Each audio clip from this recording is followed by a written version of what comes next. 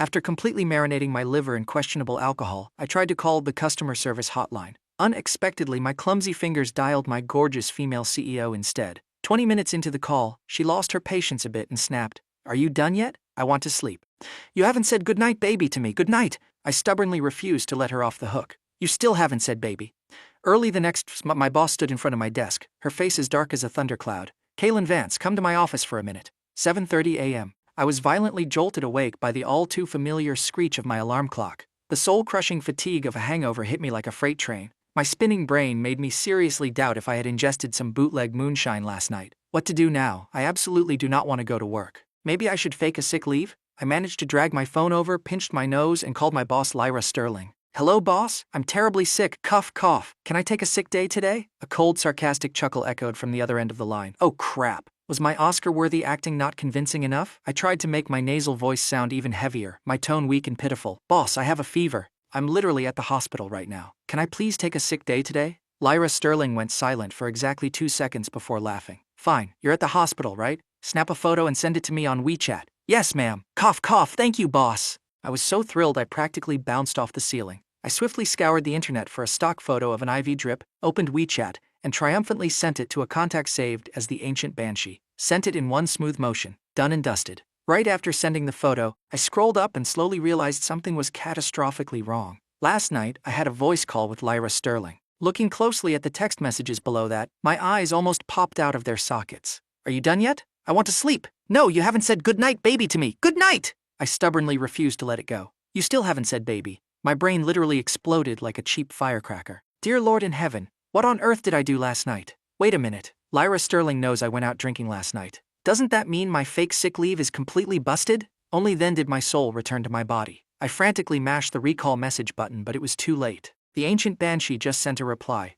Looks like a severe illness. Which hospital? I'll come visit you." I was crying on the inside. "No need for that, boss. I suddenly feel completely refreshed. The illness has magically vanished." "So, still need that sick leave?" No, not anymore. If you're not at the company within an hour, consider it an unexcused absence." Oh, bloody hell, what kind of cursed luck is this? I didn't even have time to inhale my breakfast.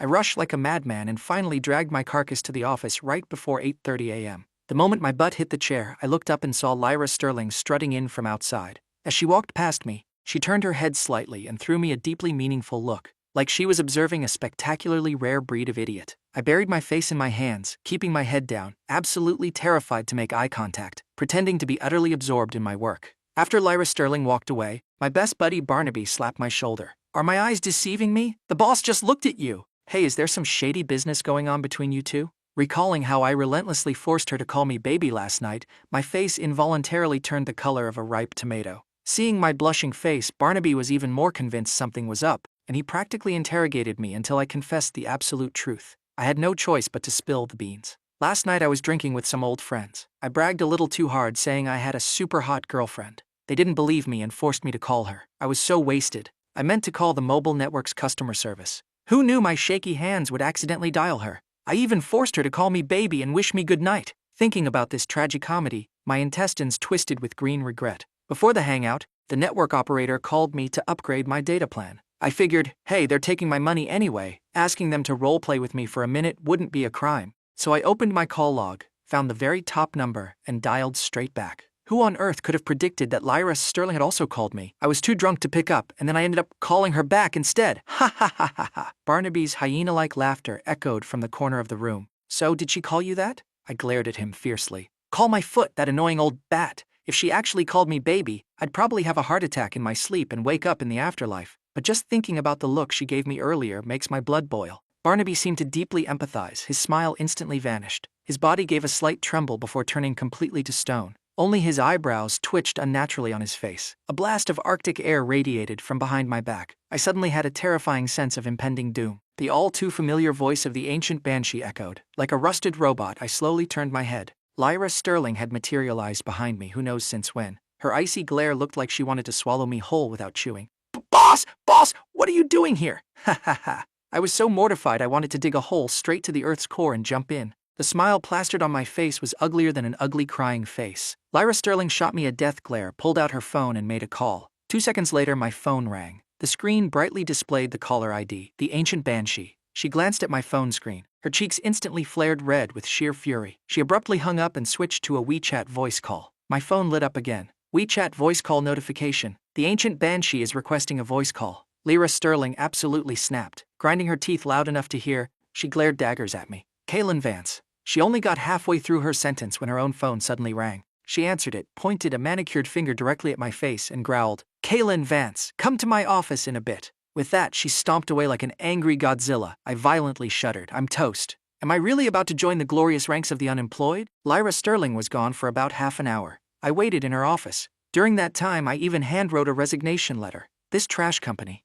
I can't stay here for another second. But since I had already decided to leave, there was no need to hold back my temper anymore. I secretly made up my mind. Later, when Lyra Sterling comes back, I'm going to scold her to her face. Then, I'll dramatically throw the resignation letter right in her face and stride out like an absolute legend. Just thinking about it felt incredibly satisfying. While I was daydreaming, the office door creaked open. Lyra Sterling strode in and sat down on the lavish executive chair across from me. "Got something to say?" Lyra Sterling crossed her legs, absent-mindedly inspecting her slender fingers and her freshly manicured nails. The look in her eyes was somewhat teasing. I took a deep breath, stood up, and declared, "I quit! I want to resign! I'm resigning!" Lyra Sterling casually spun the diamond watch on her wrist. "Are you sure?" I glared straight at her. "Absolutely sure. If I don't leave now, am I supposed to wait for you to make my life a living hell? I am positive. Whoever wants this godforsaken job can have it. Forcing overtime every single day, who can endure this? Because of this job, I don't even have time to find a girlfriend. You won't even grant a sick leave. Who could stand this?" Having said my piece, I slammed the resignation letter right onto her desk. "Take a good look. This is a resignation letter. According to labor laws, I can automatically leave after 30 days. It's useless even if you don't agree. Furthermore, my salary and bonuses must not be short by a single penny. Otherwise, I will sue you to the Labor Arbitration Board." I tilted my chin up, looking down at her with the triumphant expression of a petty villain who had finally won. Working like a dog for over 5 years, today I finally got to vent my frustrations. I was incredibly proud of myself. Lyra Sterling gave me a look, then picked up my resignation letter and read it. "The pond is small, but the toads are loud. The wind is strong, but the turtles are many. I bid you adieu. Kaylin Vance, is this really your resignation letter?" Being questioned by her like that, I involuntarily felt a guilty conscience. Why wouldn't it be? Lyra Sterling cleared her throat. "Kaylin Vance, do you know what the company meeting was about today?" I blurted out. "What the hell does that have to do with me? I'm not working here anymore anyway." "Is that so?" A sly glint flashed in Lyra Sterling's eyes. "Kaylin Vance, considering your recent outstanding performance, the company's board of directors has unanimously decided to promote you to the position of vice president. But, since you want to resign now, I suppose I'll have to reconsider." What? Promotion and a raise? So she wasn't going to make my life a living hell. I was completely shell-shocked. Lyra Sterling sighed. "I have always kept personal and professional matters separate. Everyone sees your professional capabilities. Your promotion was only a matter of time. But since you don't want it," she tapped lightly on the desk, pointing at the resignation letter. I was instantly terrified. I reached out to snatch it back, but she was faster and grabbed it first. Lyra Sterling flourished her pen and signed it with a bold, sweeping signature, then handed the resignation letter back to me. "Kaylin Vance, congratulations on your resignation. No need to wait 30 days. You can pack up and leave today." Saying that, she walked over, patted my shoulder, and smiled mischievously. "Remember to treat everyone to a farewell dinner, okay?" Dear God, what colossal act of stupidity had I just committed? I rolled my eyes and nearly fainted on the spot. After regaining my senses, I held that idiotic resignation letter, racking my brain but finding no way out. Lyra Sterling saw me standing there frozen and turned her head to ask, "You still haven't left? Waiting for me to buy you lunch?" I tucked my head down like a scared ostrich and shamelessly asked, "Boss, could I maybe not leave?" "I'm not your boss, I'm a turtle." Lyra Sterling kept a poker face. "Damn it, she's still holding a grudge." I forced a laugh, deciding to be as thick-skinned as possible. No, no, no! How could you be a turtle? You are a beautiful, successful CEO. Lyra Sterling raised an eyebrow, but the look in her eyes softened a bit. "Then explain to me, what exactly does the ancient banshee mean?" I secretly rolled my eyes in my mind. What else could it mean? Of course, it means scolding you for being old and insufferable. But Lyra Sterling seemed to have telepathy. Her gaze instantly grew several degrees colder. I immediately panicked, flashing a sycophantic grin like a tail-wagging dog. "Boss, please listen to my explanation. Ancient is a term of profound respect, meaning you have ancient, profound wisdom. Ban means you banish all obstacles and are totally badass. And she means she has reached the absolute peak of perfection. Putting it all together, it means you are a woman of profound wisdom, exceptionally beautiful and alluring, with top-tier capabilities and a limitless future." After spewing that nonsense, I gave her a big thumbs up, using my most sincere tone to speak utter garbage. "Really?" Lyra Sterling cast a suspicious glance, but the corners of her mouth twitched as if she was trying hard to hold back a smile. I nodded resolutely. Absolutely. You are my ultimate idol, Lyra Sterling coughed lightly, managing to suppress her smile. All right, consider yourself off the hook. Go out and get back to work. Then what about my promotion and raise? I wiggled my eyebrows at her. She gave me a haughty glare. Don't worry, you'll get your share. Go meet with Vice President Barnaby. Hand over your current tasks and familiarize yourself with the new operations first. Yes, ma'am. Guaranteed to complete the mission. After leaving Lyra Sterling's office, I was so busy handing over my work that I didn't even notice when the sky turned dark. Sure enough, working overtime is the inescapable destiny of a corporate slave. Just as I was lamenting my miserable fate, my phone suddenly rang. It was my mom calling. Kaylin Vance, where are you right now? I told you this morning to go have dinner with your blind date after work. You didn't forget, did you? My brain buzzed. Crap, I totally forgot. But it's already past 8 p.m. Is there still time? Should I just find some random excuse not to go? Before I could get a word out, my mom's loathing voice echoed from the other end. Kaylin Vance, this girl is my coworker's daughter. If you don't show up, don't even think about coming back home tonight. All right then, you can't hide from fate. I just have to bite the bullet and go. I had just stood up, getting ready to leave, when Lyra Sterling miraculously appeared in front of me out of nowhere. Seeing me standing in front of the mirror adjusting my tie, she asked, I recall you don't have any client meetings today. Got a hot date or something? I checked my watch. I was going to be late, so I had no energy to deal with the capitalist overlord. I casually replied, My mom set me up on a blind date. Lyra Sterling's eyes darkened, looking somewhat displeased. Where are you going? This is getting ridiculous. Do I need to report my whereabouts to her? It's not like she's my girlfriend. I was getting a bit impatient, but thinking about my impending promotion and raise, I obediently answered, I'm going to Joy City. What a coincidence. I'm going there too. Let me give you a ride. She's also going to Joy City. What a massive coincidence. While waiting for the elevator, I stood next to her. Her pale, slender fingers poked the elevator button several times,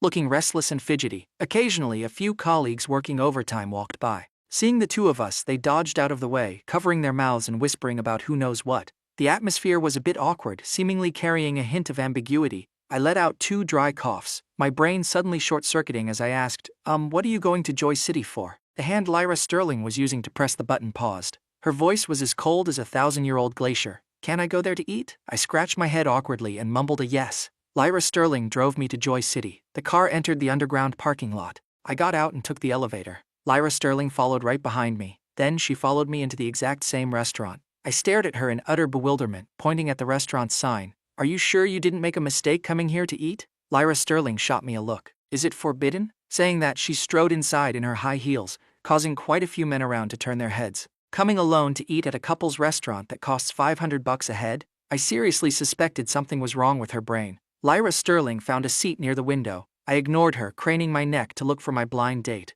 My mom said she was a sweet-looking neighborhood girl who loved wearing pink dresses. Soon I locked onto my target and walked over to greet her. Excuse me, are you Miss Frost? I walked up to the girl's table and politely asked, Yes, that's me. Hearing my voice, she looked up, put away the book she was reading, and gave me a gentle smile. The moment she revealed her dimples, I felt my heart take 10,000 points of critical sweet damage. My normally unreliable mother actually told the truth this time. I involuntarily blushed, so nervous I didn't know where to put my hands. Thinking she must be upset because I was late, I quickly apologized. I'm so sorry, Miss Frost, there was traffic on the way, so I'm a bit late. I kept you waiting. She unlocked her phone to check the time, her expression gentle. It's fine, I just got here too. I understand you're busy with work. Just call me Clementine. So understanding and reasonable. Can I just marry her right now? After the meal, my affection for her had skyrocketed. Wanting to get to know her better, I offered to take her home. She didn't refuse, nodding shyly. I chivalrously helped Clementine hold her bag. Just as we were about to leave, a familiar figure swept past, blocking my view. I looked up. It was Lyra Sterling. She still hasn't left? What kind of stunt is this? The atmosphere instantly became excruciatingly awkward. Mr. Vance. Clementine looked at her, then at me, her eyes filled with confusion. Who is this lady? She's the ancient. The ancient. Being questioned by her, for some unknown reason I felt guilty. My tongue tied into a knot, and those last few words just choked in my throat, unable to come out. She's your wife, isn't she? Mr. Vance, I never expected you to be this kind of person. Clementine glared at me fiercely, swiftly snatched her purse back from my hand and muttered, Scumbag! Twice as she stormed off, leaving all the surrounding people throwing me looks of pure disgust, as if they were watching a cheating husband get caught red-handed by his legitimate wife. No! I meant to say she's my boss! My boss! I looked at Clementine's retreating back, crying tears of blood on the inside. My very first romance after 29 years of singlehood was brutally strangled to death by Lyra Sterling just like that. Capitalists are truly not human. The more I thought about it, the angrier I got. I marched straight over to Lyra Sterling's table and began devouring all the dishes she hadn't touched yet. My girlfriend was ruined by her, If I don't eat something to recoup my losses, I'll die of grievance. Thinking of this, I called the waiter over. Without a second of hesitation, I ordered several of the most expensive dishes and a bottle of imported premium liquor. I intended to use practical actions to eat Lyra Sterling into bankruptcy, seeking vengeance for my newly deceased love life. Lyra Sterling sat down opposite me, resting her chin on her hand, just staring at me. Her long, curled eyelashes fluttered, and her beautiful eyes blinked in a way that actually looked somewhat adorable. My frantic eating suddenly slowed down. I was shocked by my own thoughts. Why the hell do I find her adorable? Her acting like this definitely means she's plotting something wicked. Kaylin Vance, take me home. I choked on my food. After recovering, I raised my fist in protest against Lyra Sterling. It's off the clock hours right now. On what grounds should I take you home? Don't you have an assistant? Tell him to take you home. She let out a haughty, light scoff. Her jade-like fingers elegantly held a spoon, stirring the coffee in front of her. Her tone was an undeniable command. No, Quentin isn't here. You're an employee of the company anyway. I want you to take me home. Saying that, she pointed her finger right at me. If you dare refuse, I'll dock your pay.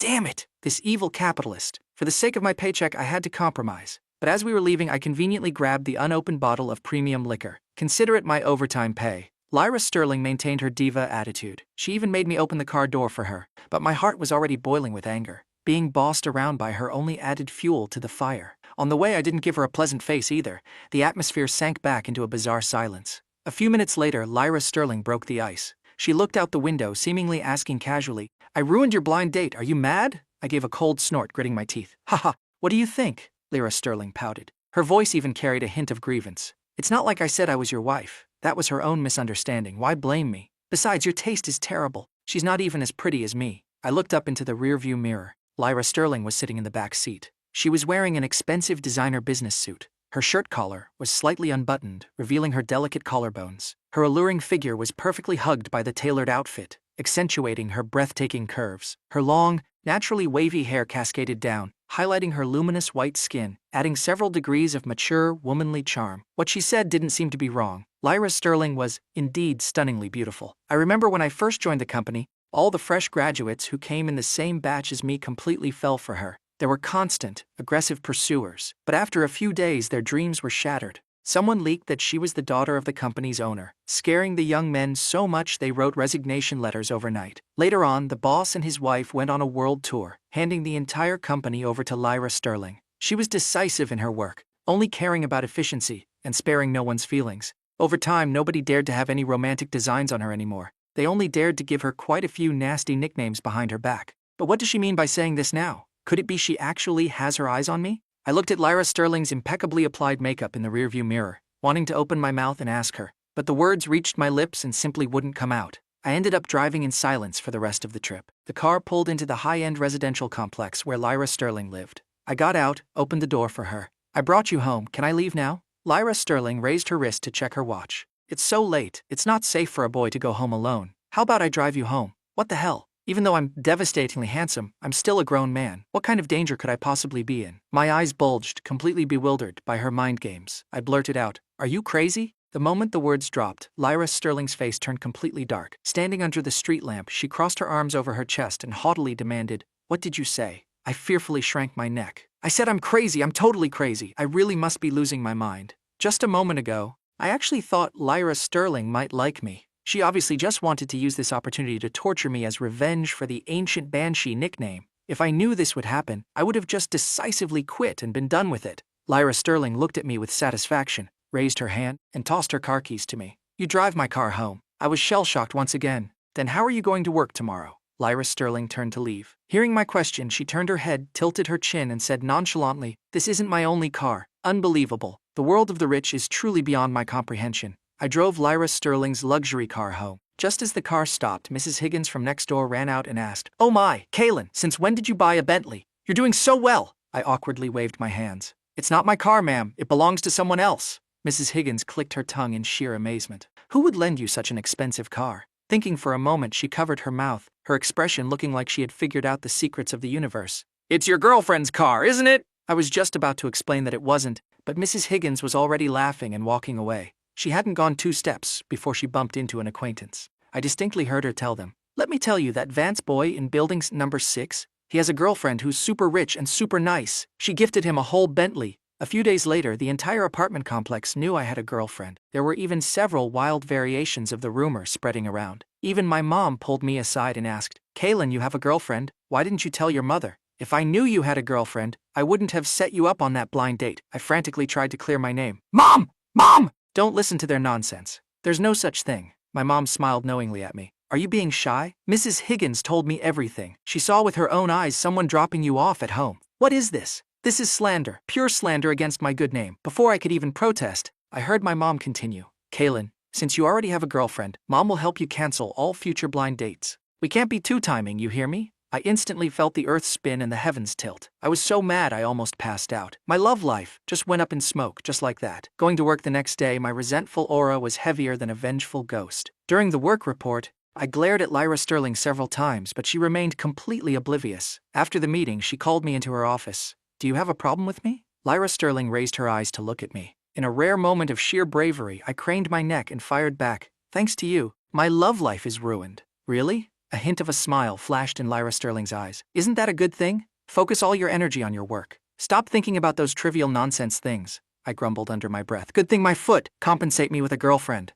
She committed such an immoral act. She should at least reward me with $1,000 to comfort my wounded soul. If cash is really a no-go, a box of tangerines would do." I threw her a deeply earnest and pleading look. She suddenly stood up, walked over, and sat right on the edge of the desk in front of me. Her beautiful slender legs brushed against my pant leg. Her eyes were overflowing with amusement. "It's just a girlfriend, right? I'll compensate you with myself. How about that? She wants to introduce me to someone. Are you kidding me? If she doesn't want to give me the tangerines, she should just say so." I furiously stomped out of the office and refused to speak a single word to her for the rest of the day. Who would have expected that when it was time to clock out, Lyra Sterling would appear at my cubicle again? Her pale, slender fingers tapped twice on my desk. I instantly understood her implication. I glared at her, my tone absolutely foul. "Miss, I don't have time to chauffeur you home today." But she blinked at me. "No time? Are you going on another blind date?" Mentioning the blind date made my blood boil all over again. I spoke right in her face. "You still have the nerve to bring that up? I've been single for 29 years. 29 years. I finally had a chance to escape singlehood,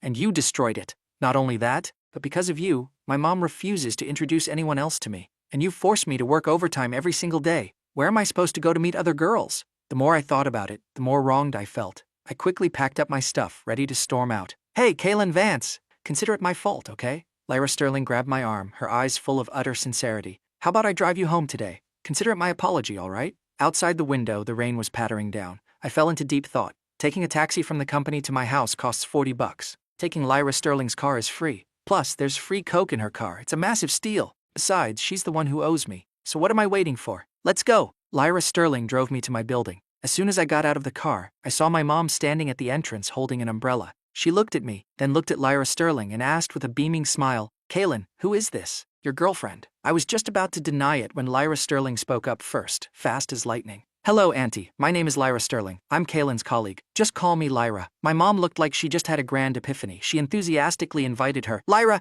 come on up. Have dinner with us before you go." I frantically pinched my mom's arm and whispered a warning. "Mom, she's my boss." My mom's eyes sparkled like diamonds. "Such a beautiful boss. Then you better hold on to her tight." I was ready to pass out from my mom's overwhelming hospitality. Lyra Sterling strutted right into my house like she owned the place. At the dinner table, my mom kept putting food in Lyra's bowl while simultaneously interrogating her about her family background and financial status. She completely ignored my fake coughing and frantic winking. Lyra Sterling, on the other hand, acted entirely unfazed. She answered every single question. She was one step away from reciting her social security number to my mom. After a few rounds of drinks, my dad's was getting a bit tipsy. He hazily raised his glass to Lyra. "Lyra, my dear, the moment I saw you, I liked you. Come, let's drink 2 glasses. I panicked and quickly tried to stop him. "Dad, are you drunk? She's a girl." My dad's drunk eyes drooped. "So what if she's a girl? Back in our hometown, girls can drink 2 bottles in one sitting." I was getting anxious. I really didn't know Lyra Sterling's alcohol tolerance. Previously, at company project dinners,